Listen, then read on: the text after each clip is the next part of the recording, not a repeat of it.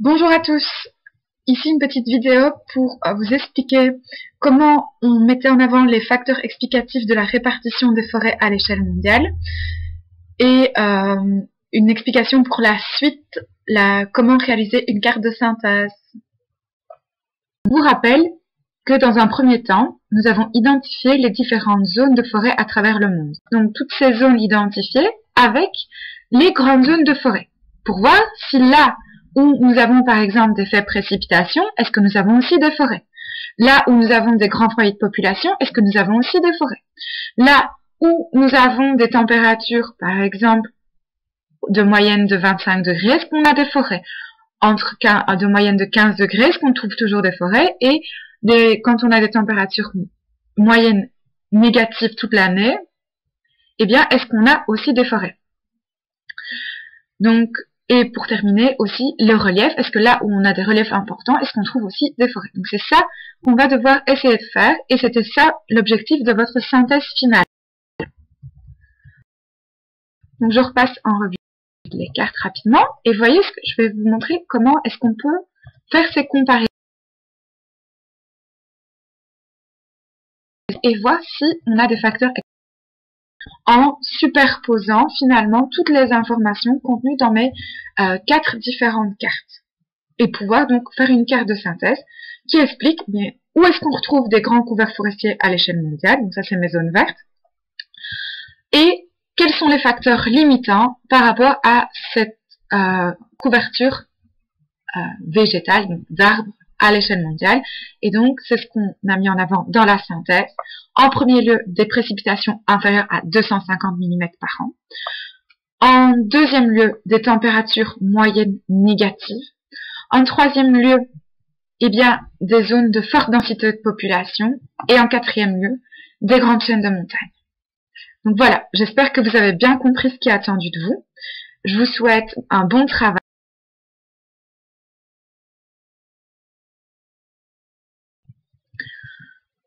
Par rapport donc aux facteurs de localisation, si on fait une synthèse écrite, qu'est-ce qu'on doit retrouver?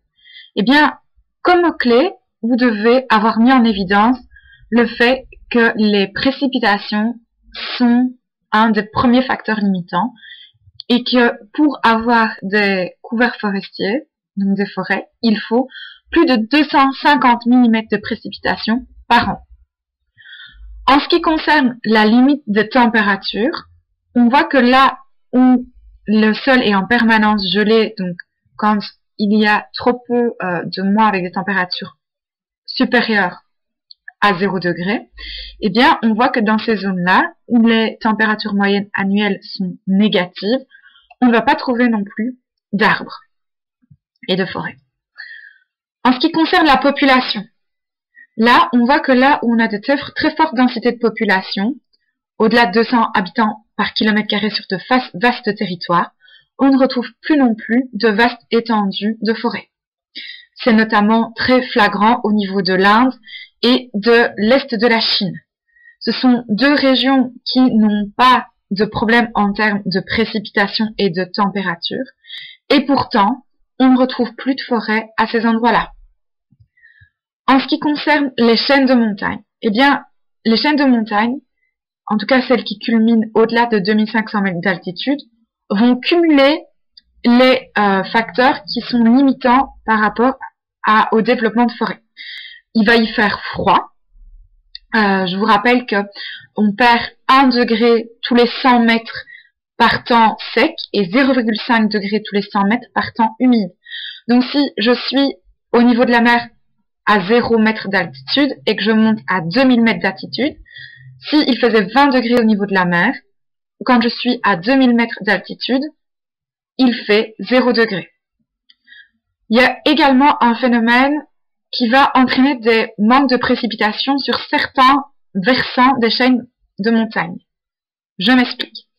Quand vous avez des chaînes de montagne qui sont notamment, comme en Amérique du Sud, le long de l'océan, ici le Pacifique, tout l'air humide qui vient du Pacifique va se retrouver bloqué par cette chaîne de montagne et va être obligé de monter.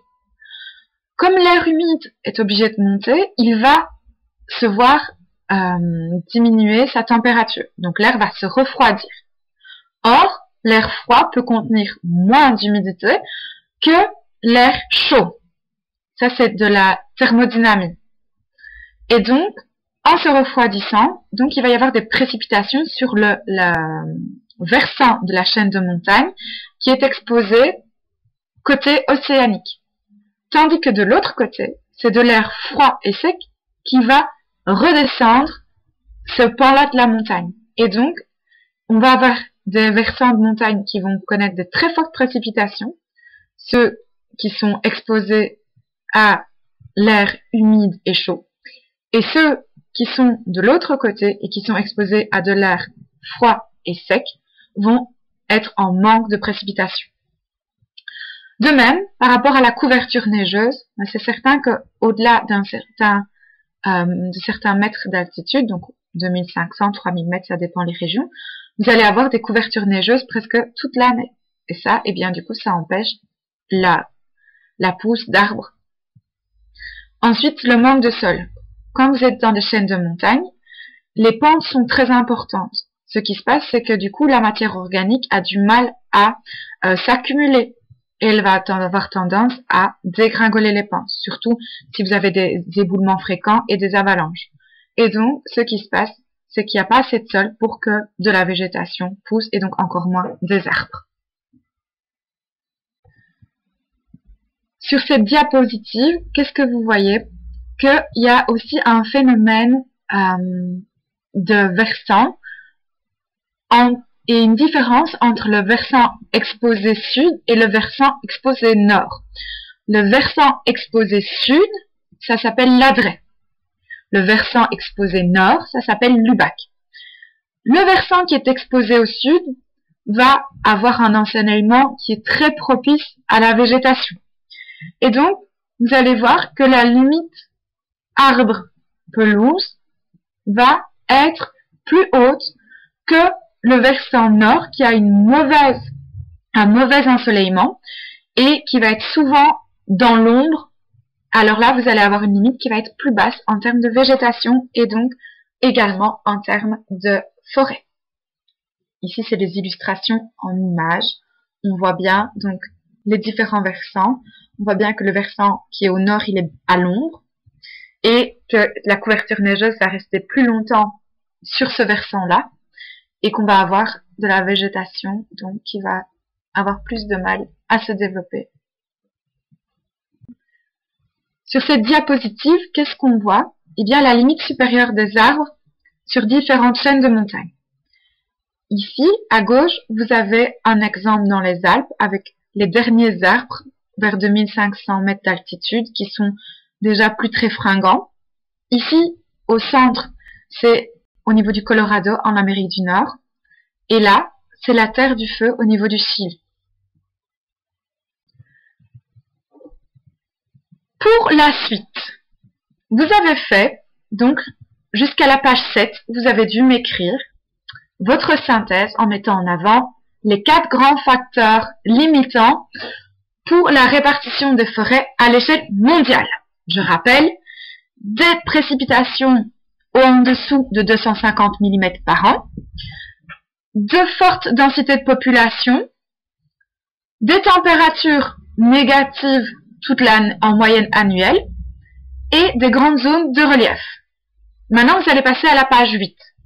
Sur cette page, qu'est-ce que vous allez faire? Vous allez faire une carte de synthèse, un peu à l'image de ce que j'ai fait sur ma diapositive, où j'ai remis le fond de plan du monde, j'ai rajouté les zones de forêt, puis les zones de faible précipitation, donc celles en dessous de 250 mm. Ensuite, j'ai rajouté les zones de forte densité de population, les espaces aussi avec des températures qui sont en moyenne annuelle négative, et pour terminer, mes grandes chaînes de montagnes. Donc, vous devez faire la même chose, mais en mieux. Moi, j'ai fait ça pour vous expliquer. Vous voyez que les zones n'étaient pas totalement raccords.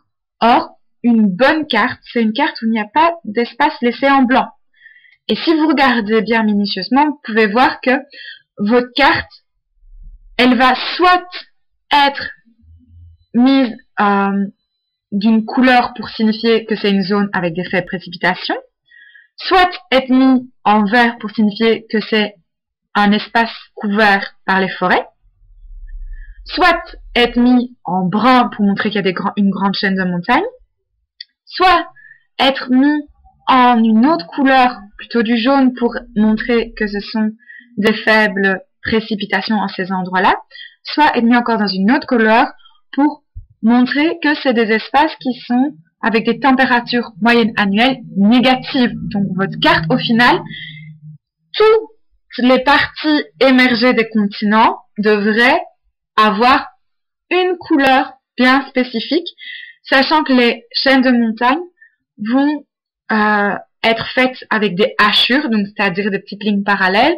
parce que vous voyez que les chaînes de montagnes vont, par exemple, cumuler plusieurs inconvénients, des faibles précipitations, essentiellement des faibles précipitations, mais ça peut être aussi des températures en moyenne annuelle négatives. Donc voilà, j'espère que vous avez bien compris ce qui est attendu de vous. Comme je veux que vous le fassiez en format papier, comment est-ce que vous allez me le rendre, ce travail, ce devoir? C'est en me faisant une photo. Vous allez prendre votre smartphone et vous allez me faire une photo de la carte que vous aurez faite, page 8. Essayez de faire plusieurs photos et vérifier que la qualité est bonne et que je puisse bien voir votre légende, car oui, il faut une légende. D'accord? Vous aurez bien votre légende ici et vous aurez bien votre titre en haut de la feuille. Eh bien, par mail et par toutes les autres formes de communication moderne. Bon travail!